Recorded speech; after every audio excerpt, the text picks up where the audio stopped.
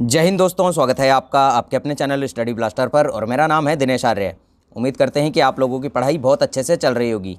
जैसा कि आपको पता है कि यहाँ पर देखिए रेलवे एएलपी के फॉर्म यहाँ पर अभी फिल हो रहे हैं।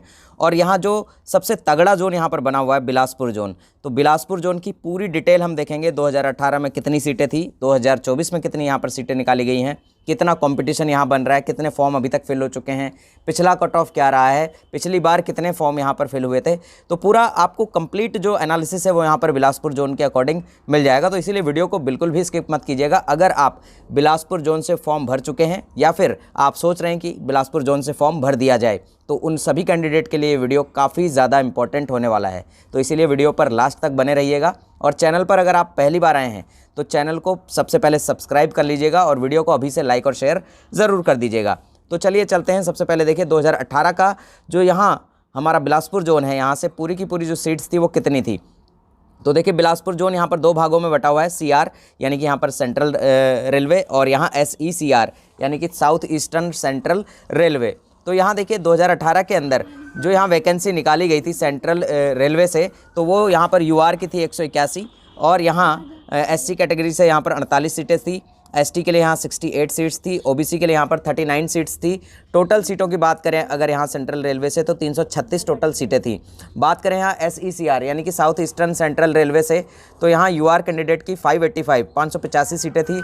एससी के लिए यहाँ पर 176 सीटें थी। एसटी के लिए 94 सीट्स थी, और ओबीसी के लिए 293 सीट्स थी। तो टोटल यहाँ पर 1148 सीटें हो गई। और अगर हम इन दोनों का ही यहाँ पर एडिशन करें, इन दोनों को ही जोड़ के देखें, तो यहाँ पर 1484 सीटें यहाँ पर टोटली यहाँ पर दी गई थी बिलासपुर जोन से। अब यहाँ उस टाइम पर फॉर्म अप्लाई की बात करें तो यहाँ पर लगभग 1 लाख प्लस फॉर्म अप्लाई किए गए थे, और ये एग्जैक्ट डेटा है। लगभग 1,06,790 फॉर्म यहाँ से भरे गए थे। अगर हम इस पर कंपटीशन पर सीट यानी कि एक सीट के लिए कितने कैंडिडेट यहाँ पर फाइट कर रहे थे उस टाइम पर, तो देखें तो लगभग एक सीट के लिए 71 पॉइंट समथिंग थे। अगर हम इसे राउंड फिगर में ले लेते हैं तो लगभग 71 कैंडिडेट यहाँ पर एक ही सीट के लिए फाइट कर रहे थे। यानी कि बहुत ही अच्छा खासा तगड़ा कॉम्पिटिशन यहाँ पर बिलासपुर जोन से देखने को मिल रहा था। अब देखिए 2018 के अंदर जो कट ऑफ है वो यहाँ कितनी गई थी बिलासपुर जोन से, सबसे पहले उसकी बात कर लेते हैं। तो देखिए 2018 के अंदर, और ये जो कट ऑफ है आपकी, ये कट ऑफ मैं आपको बता देता हूँ। ये जो कट ऑफ है आपका 100 में से था। और दूसरी बात यहाँ पर, ये जो कट ऑफ आपको दिया जा रहा है ये CBT 2 के लिए है, यानी कि ये CBT 1 का कट ऑफ है, जिसमें कि यहाँ CBT 2 के लिए कैंडिडेट जो जाने वाले हैं उनके लिए ये कट ऑफ है।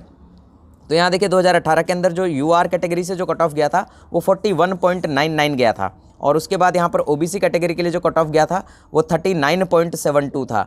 और एससी कैटेगरी के लिए जो कट ऑफ उस टाइम पर गया था वो था 30.11, यानी कि 30.11 का यहाँ पर एक का कट ऑफ यहाँ पर था।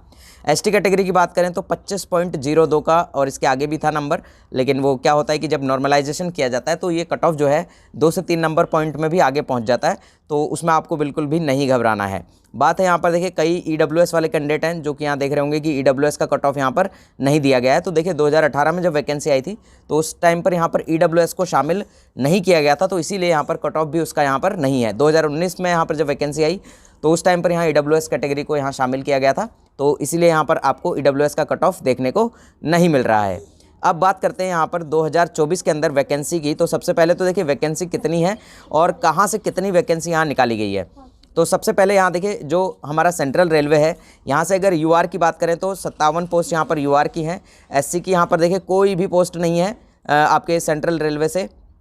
और यहाँ एसटी की जो है 13 पोस्ट हैं, और ओबीसी की यहाँ 44 पोस्ट पर वैकेंसी निकली है, और ईडब्ल्यूएस के लिए यहाँ पर 10 पोस्ट पर वैकेंसी निकली है। टोटल यहाँ 124 हो गया हमारा सेंट्रल रेलवे से।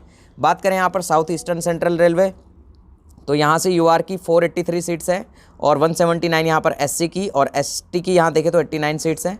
ओबीसी की यहाँ पर 322 सीटें हैं, और ईडब्ल्यूएस की यहाँ पर 119 सीट्स हैं। और टोटल सीटों की बात करें तो 1192 यहाँ पर सीट्स यहाँ टोटल हो जाती हैं।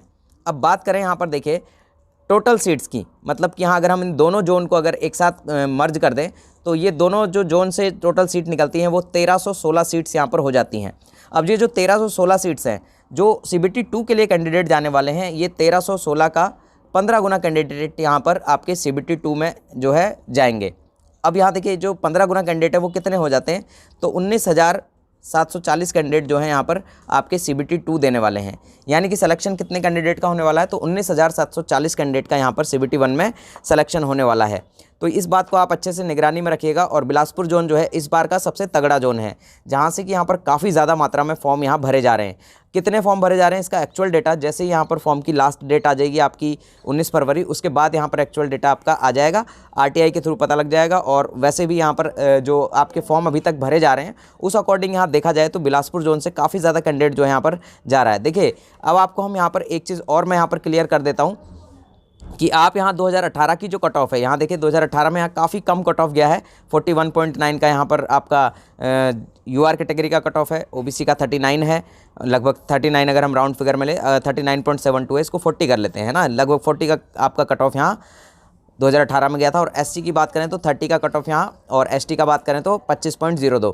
तो इससे आपको ये नहीं सोचना है कि 2024 के अंदर भी इसी तरह का कट ऑफ रहने वाला है, क्योंकि देखिए 2018 की स्थिति बिल्कुल अलग थी और 2024 की स्थिति बिल्कुल ही अलग है। बात करें यहाँ पर देखिए 2018 के अंदर 1484 यहाँ पर पोस्ट थी, हालांकि पोस्ट ज़्यादा थी, और लगभग इस बार भी यहाँ पोस्ट लगभग सेम सी है, लगभग 100-150 पोस्ट यहाँ कम है।